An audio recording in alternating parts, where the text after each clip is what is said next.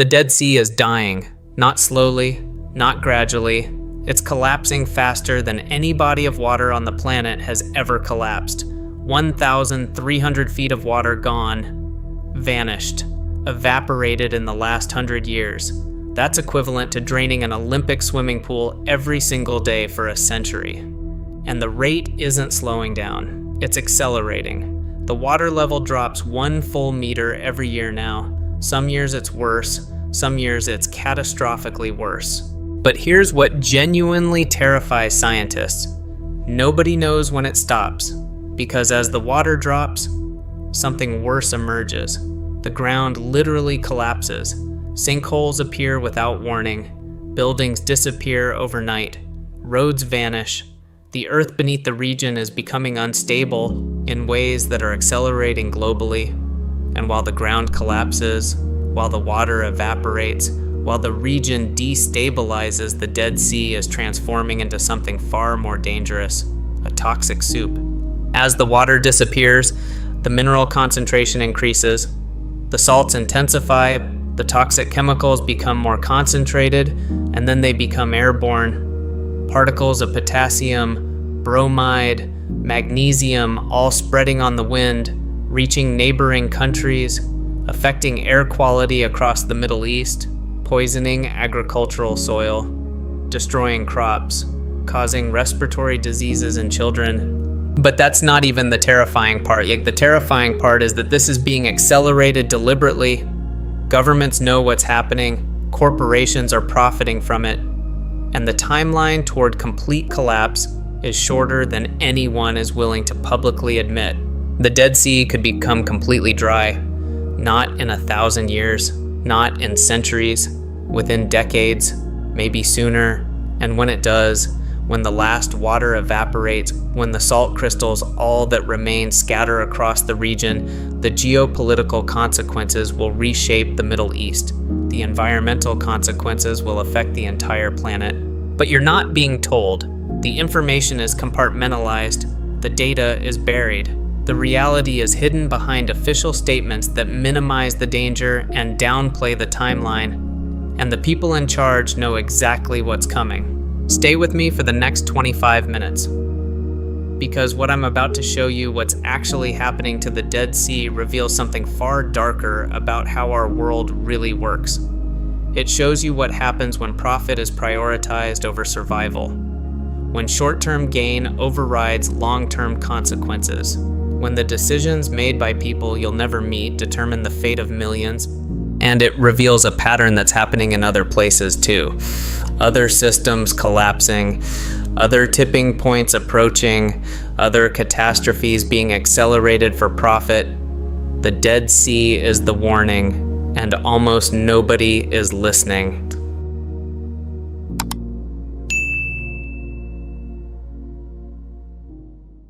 The Dead Sea sits at the lowest point on Earth, 1,410 feet below sea level, the deepest depression on any continent.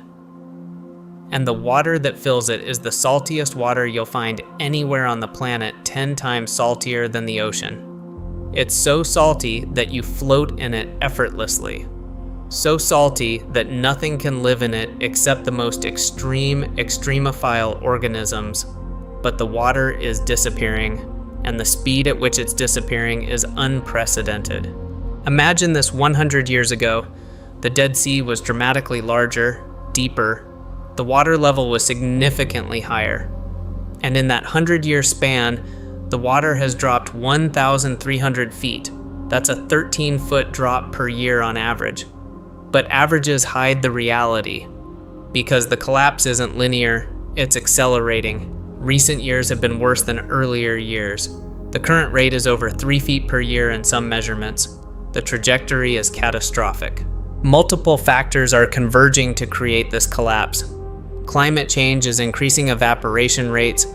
The water that should naturally replenish the Dead Sea from rainfall is decreasing because of regional drought intensification. But the primary driver, the one that matters most, is deliberate water diversion. The Jordan River, which historically supplied the Dead Sea, is now heavily diverted upstream. Israel diverts water for agriculture. Palestine is restricted in water access. Jordan's water is diverted for its own uses.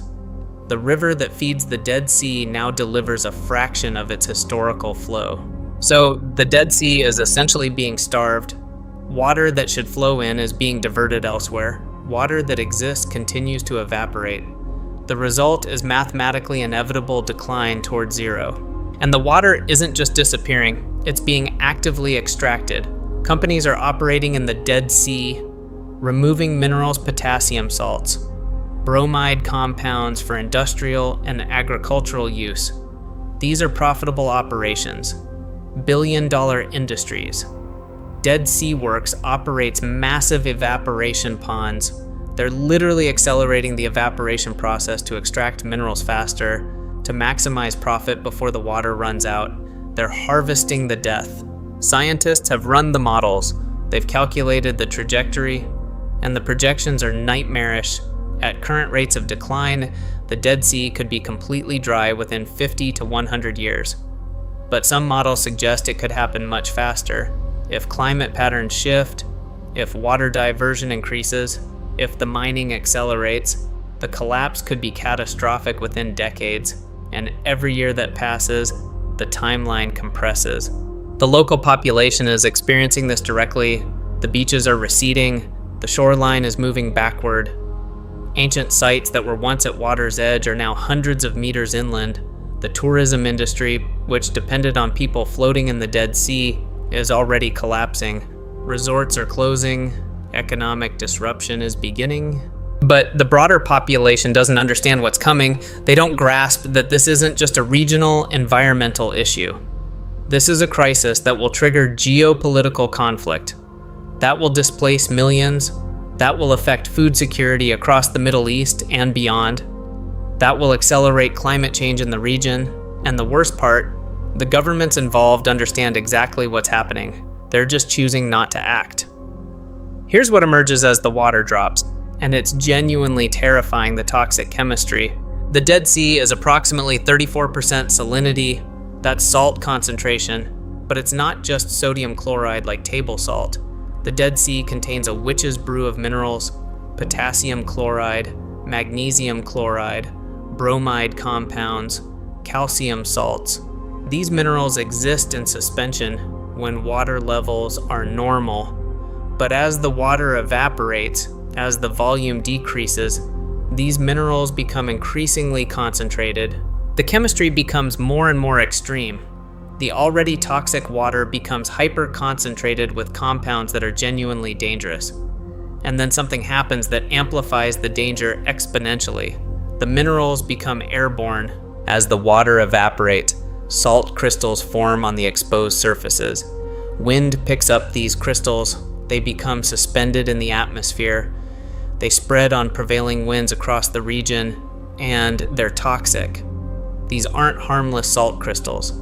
They're concentrated mineral compounds that damage respiratory systems. They corrode lungs. They cause inflammation. They accumulate in the body over time. The air quality indexes in the region surrounding the Dead Sea have been increasing. Respiratory disease is rising. Children are developing asthma at higher rates. Doctors are reporting unprecedented numbers of respiratory infections. The connection is direct as the Dead Sea collapses, as the mineral concentration increases, as the particles become airborne, the human health consequences worsen. And the agricultural damage is catastrophic.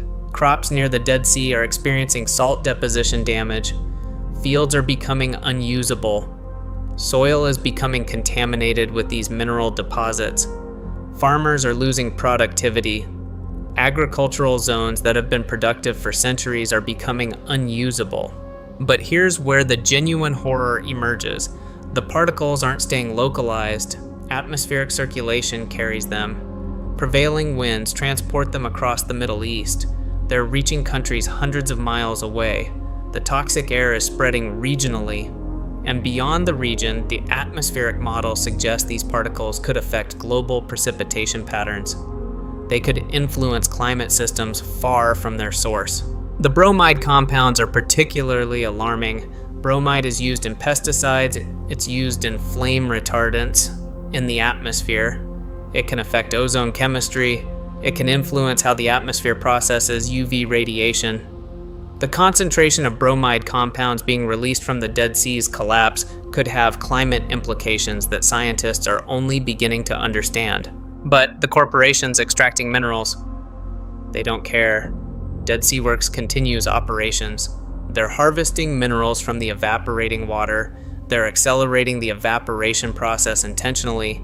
They're creating the conditions for faster mineral concentration, for more airborne particles, for greater toxicity because the minerals are profitable. Potassium is valuable. It's used in fertilizers, in pharmaceuticals, in industrial processes. The bromide compounds have specific industrial applications.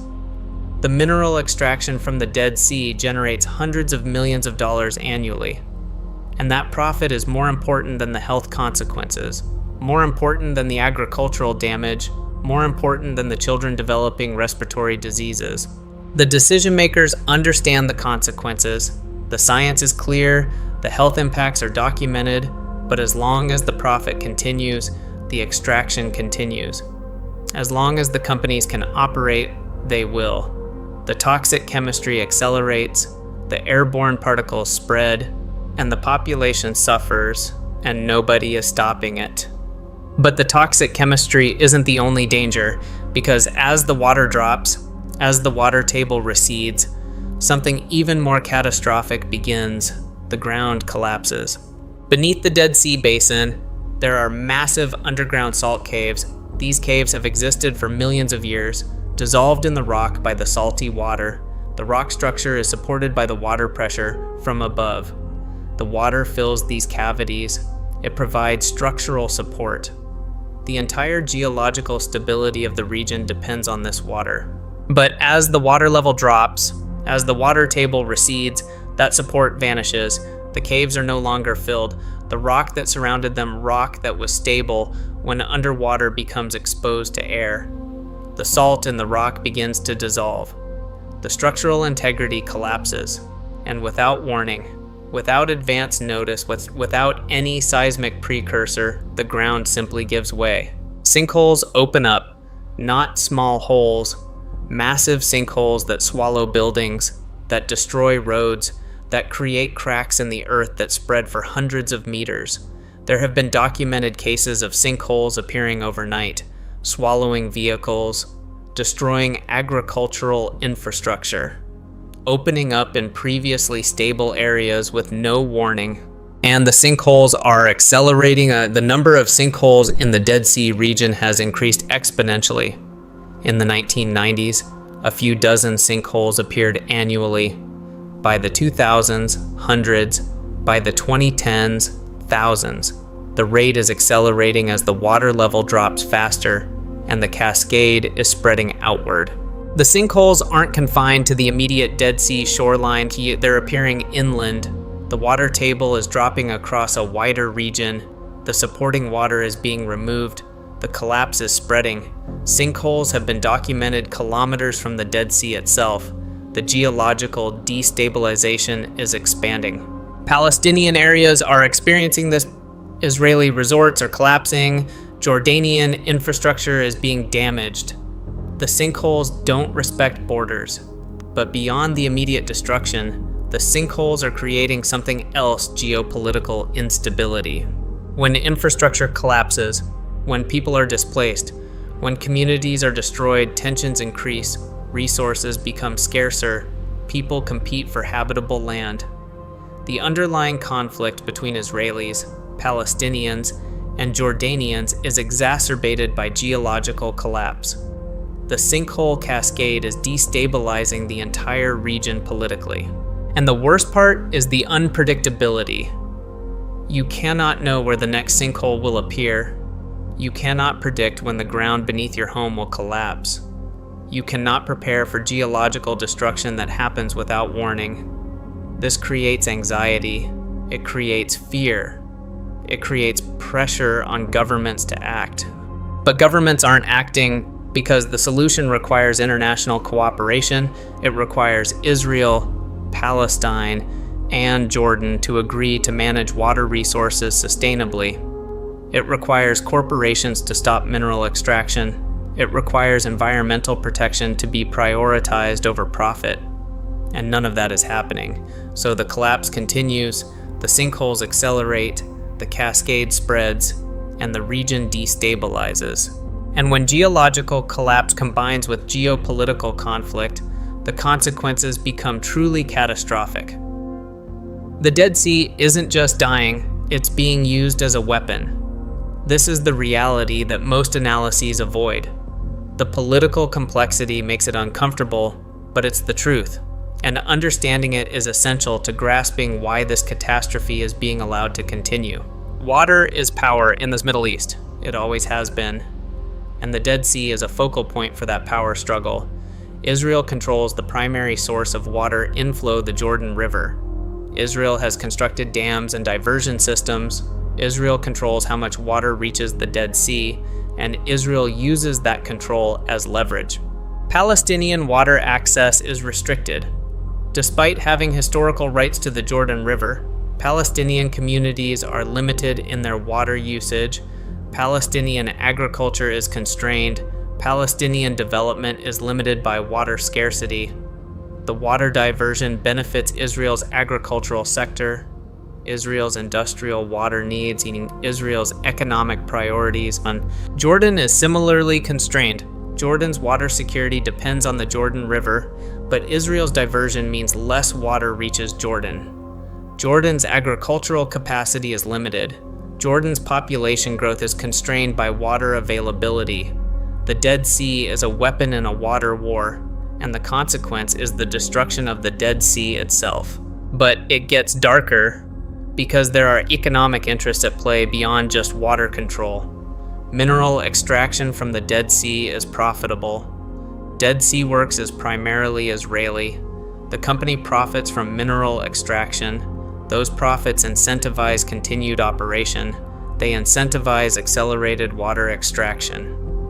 They incentivize the collapse. So you have a convergence water control as a geopolitical weapon, combined with corporate profit motive. The result is deliberate acceleration of the Dead Sea's collapse. The decision makers understand the consequences. They understand the timeline. They understand what will happen when the Dead Sea dies. But they're choosing to prioritize short-term control and profit over long-term sustainability. They're choosing to allow the collapse to continue. They're choosing conflict over cooperation. And the cascading consequences will be catastrophic. When the Dead Sea dies completely, when the last water evaporates, the mineral extraction stops. The tourism industry is already destroyed. The agricultural zones have already failed. The population that depends on the Dead Sea region faces displacement. And the conflict that has simmered for decades will intensify. Refugee crises, water wars, border conflicts, regional instability. These aren't speculative future events. They're already beginning. The displacement has already started. The tensions are already rising. So the collapse continues, the sinkhole cascade spreads, the toxic chemicals intensify, and the region moves toward a breaking point. The Dead Sea isn't just an environmental catastrophe, it's a geopolitical time bomb, and the countdown is accelerating. But the danger isn't contained to the Middle East. The Dead Sea's collapse has connections to planetary systems that most people don't understand. And those connections mean this local crisis has global implications. Climate systems are interconnected. Weather patterns in the Middle East affect global circulation. When local water sources evaporate, when water cycles are disrupted, the effects ripple outward. The evaporation from the Dead Sea contributes to atmospheric moisture patterns. When that water source shrinks, the patterns change, the energy balance shifts. Regional precipitation is already being affected. Rainfall patterns in the Middle East have been changing. Some scientists suggest the Dead Sea's collapse is contributing to regional drought intensification. The evaporation is being reduced, which should help conserve water, but it's not. The reduced evaporation means reduced atmospheric moisture.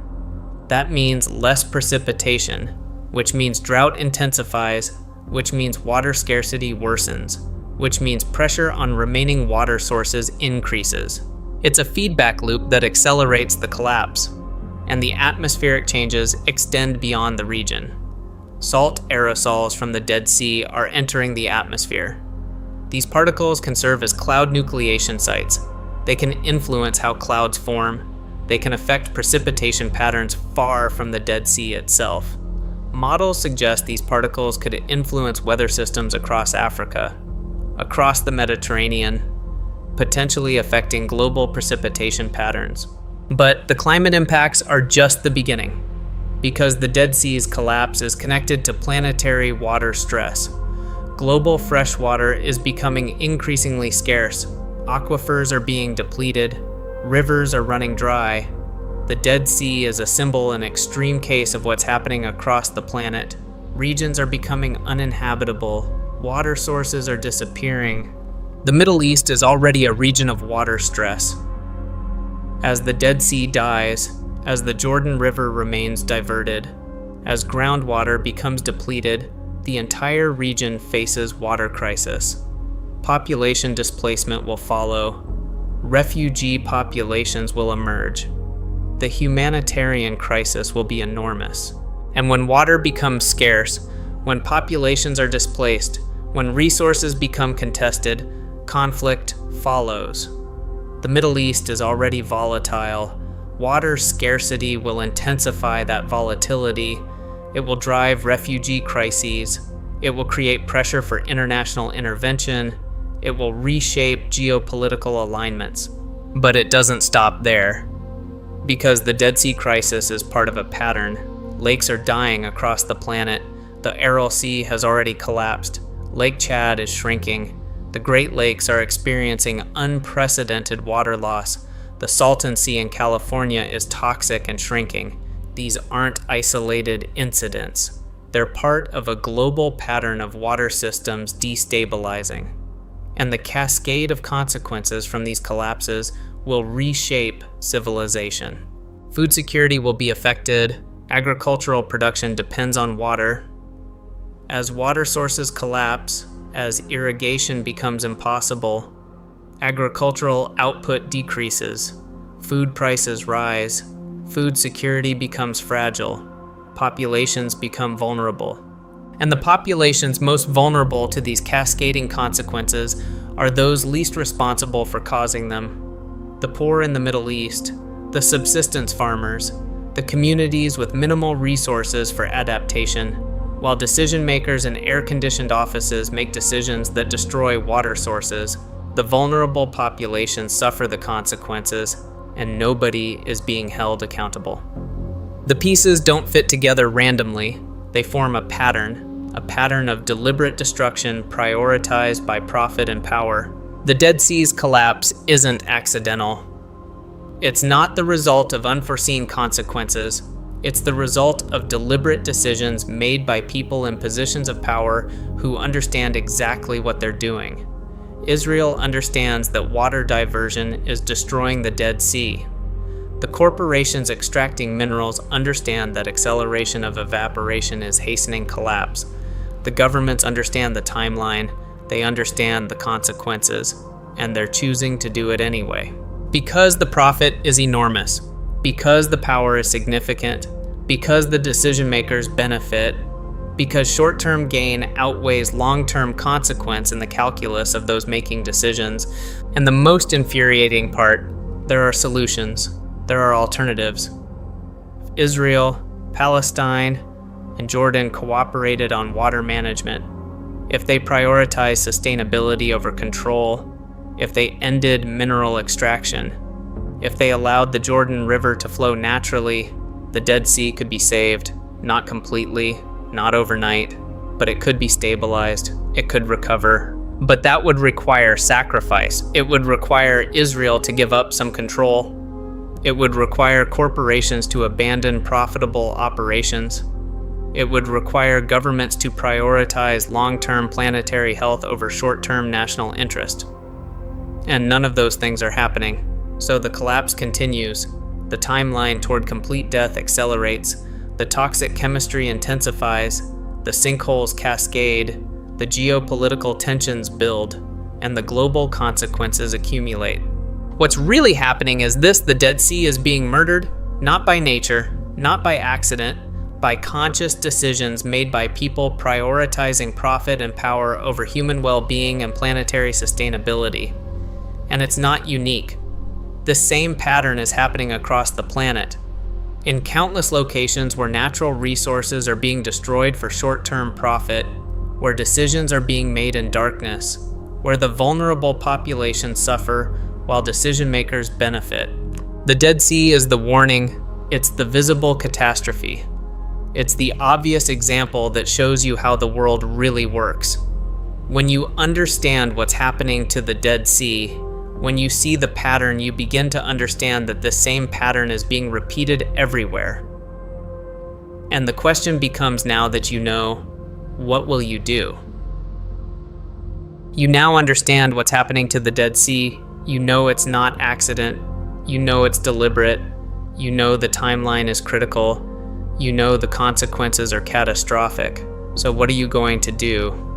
Like this video, comment your thoughts. Tell me what you think about the Dead Sea. Tell me if you understand the pattern. Tell me if this connects to other collapses you've witnessed. Subscribe. More videos are coming. Other water systems dying. Other ecosystems collapsing. Other catastrophes being accelerated. Each one showing you the pattern. Each one revealing how power and profit override sustainability. And share this video. Send it to people who care about water. Send it to people concerned about the Middle East. Send it to people who should understand what's at stake, because awareness creates pressure. And pressure creates change. The Dead Sea is dying. The timeline is shorter than we admit. The consequences will reshape the region and affect the planet.